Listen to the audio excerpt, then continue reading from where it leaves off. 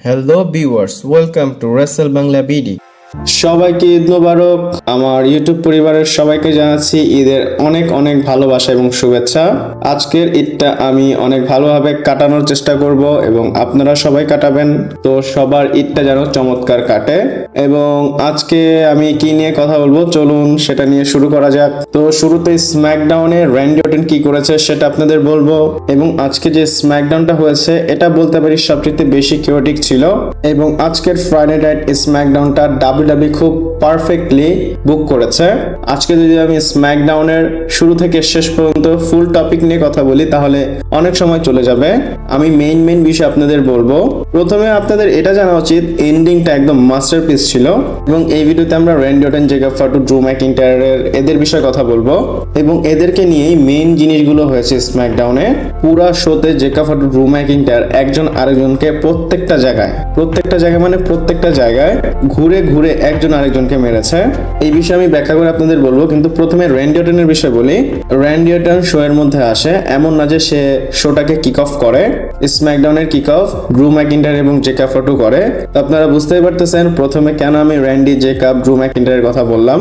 Randy Orton আসে এবং address করে তার যে অ্যাটাকটা করা হয়েছে, সে যে অ্যাটাক করেছে কোডি রোডসকে।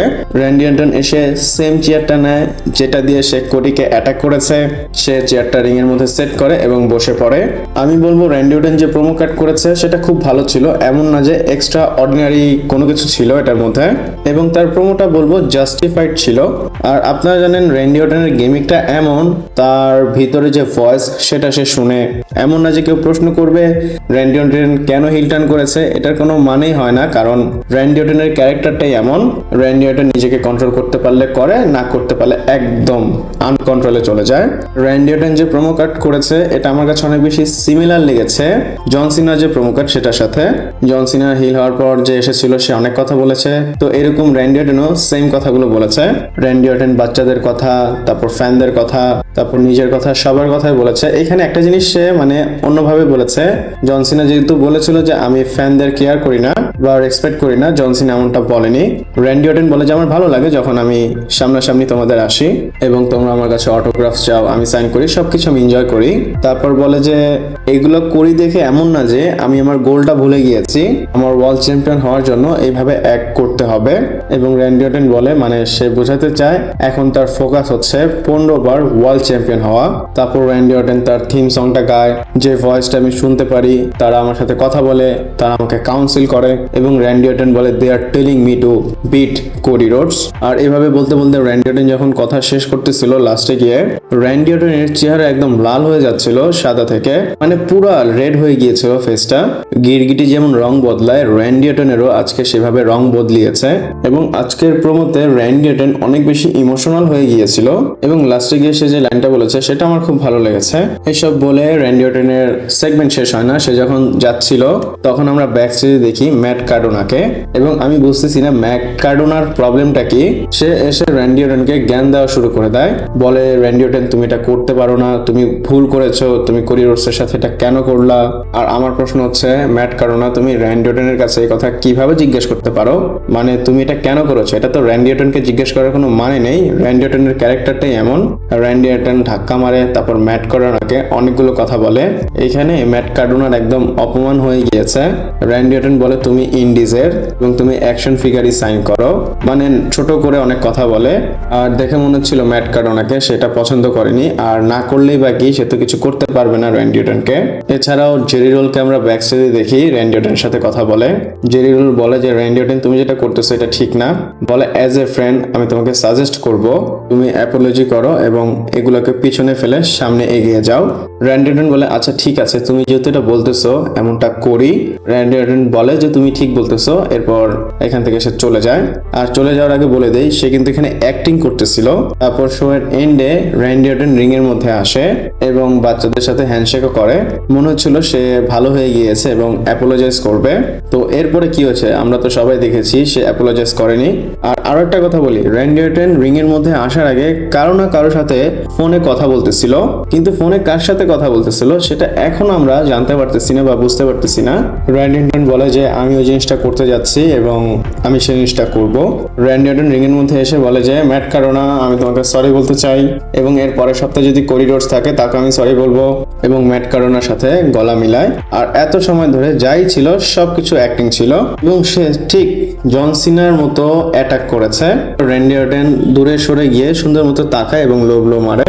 এরপর সে একটা রিমাইন্ড দিয়েছে যেভাবে কোডিকে অ্যাটাক করেছে, এমন না যে কোডির মতো অ্যাটাক করেছে, তার থেকে একটু হালকা ভাবে অ্যাটাক করেছে। ম্যাট কারোনাকে অ্যানাউন্সার টেবিল থেকে রিং এর মধ্যে নিয়ে আসে এবং এর মধ্যে সবাই র্যান্ডি অর্টনকে আটকাতে চাচ্ছিল। আর র্যান্ডি অর্টন কিন্তু ম্যাট কারোনার হাতের মধ্যে চেয়ার ঢুকিয়ে রেখেছিল এবং ওই দিক দিয়ে দেখা যাচ্ছিল র্যান্ডি অর্টন একদম হতাশ হয়ে গিয়েছে, সে পারতেছে না নিজের সাথে যুদ্ধ করতে, সে অ্যাক্টিং করতেছিল সে ঠিক হয়ে যাবে, এবং হুট করে র্যান্ডি অর্টন এসে স্ন্যাপ করে আর ম্যাট কারোনার হাতের অবস্থা 12টা বেজে যায়। এটা করে র্যান্ডি অর্টন চলে যায়। আর নিক অর্ডিস তাকে যখন যাচ্ছিল দেখে মনে হচ্ছিল, নিক অর্ডিস চিন্তা করতেছিল যে হ্যাঁ আমি একে কন্ট্রোল করতে পেরেছি। আর এর মধ্যে আমরা পিছনে টাইটেল ট্রনে দেখি জেকা ফাটু ড্রু ম্যাকিন্টায়ার কোথাও উঠে দাঁড়িয়ে আছে এবং ব্রুটালি তারা দাঁড়ায়নি, ব্রুটালি তারা একজন আরেকজনকে মারতেছে এবং বোঝাই যাচ্ছিল তারা উপর থেকে পড়ে যাবে। এরপর নিক অর্ডিস ওই দিকে যায় যেখানে তারা মারামারি করতেছিল। আর নিক অর্ডিসকে দেখে আমার খুব মায়া লাগতেছিল, সে হয়তো অসুস্থ হয়ে যাবে। একজনকে ঠিক করতে গেলে আরেকজন মারামারি করে, আরেকজনকে ঠিক রাখতে গেলে আরেকজন মারামারি করে। আর নিক অর্ডিস কিন্তু সেখানে যেতে পারেনি, ওইখানে একটা বর্ডার ছিল।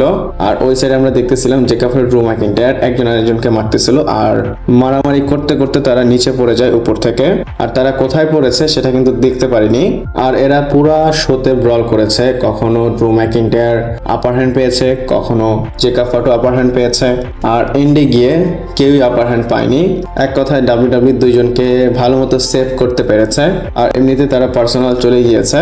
আর গেলেই বা কি, আমার এমন না যে তাদের এই ম্যাচটা নিয়ে অনেক বেশি এক্সাইটেড আছি আমি, এবং আমরা জানি আমি কেন এক্সাইটেড না আমি বলে দেই। এই ম্যাচে জিতবে জেকা ফাটু, আর জেকা ফাটু জিতে ড্রু ম্যাকিন্টায়ারকে অনেকদিন অ্যাবসেন্ট করে দিবে আর কি, জেকা ফাটু চলে যাবে। এছাড়া স্ম্যাকডাউনে আমরা নতুন ট্যাগ টিম চ্যাম্পিয়ন দেখেছি, আরটুথ এবং ডেমিয়ান প্রিস্ট নতুন ট্যাগ টিম চ্যাম্পিয়ন হয়েছে। সবকিছু মিলে ভালোই ছিল। রোড ডগ যাওয়ার পর স্ম্যাকডাউনে ইমপ্রুভ এসেছে। আর আমার প্রশ্ন হচ্ছে আবারও, র্যান্ডি অর্টনের সাথে আসলে কে কথা বলতেছে? আপনাদের কি মনে হয় আমাকে কমেন্ট করে জানাতে পারেন। এবং আরো একটা জিনিস আপনাদের বলি, আজকে যখন কোরিডোরসের কথা র্যান্ডি অর্টন বলতেছিল সবাই তাকে বু করেছে, কোরিডোরস এর পরের সপ্তাহে আসলেও ফ্যানরা তাকে বু দিবে। আর র্যান্ডি অর্টনকে খুবই চ্যান করা হচ্ছিল। সে যখন ম্যাট কারোনাকে অ্যাটাক করেছে ফ্যানরা বলতেছিল ওয়ান মোর টাইম। সবকিছু মিলে স্ম্যাকডাউনটা ভালোই ছিল। আপনারা বলবেন আপনাদের কেমন লেগেছে। তো ভিডিওটা এই পর্যন্তই ছিল। ভালো লাগলে লাইক, কমেন্ট, শেয়ার, সাবস্ক্রাইব করে পাশে থাকবেন। পরবর্তী ভিডিওতে আবার দেখা হচ্ছে।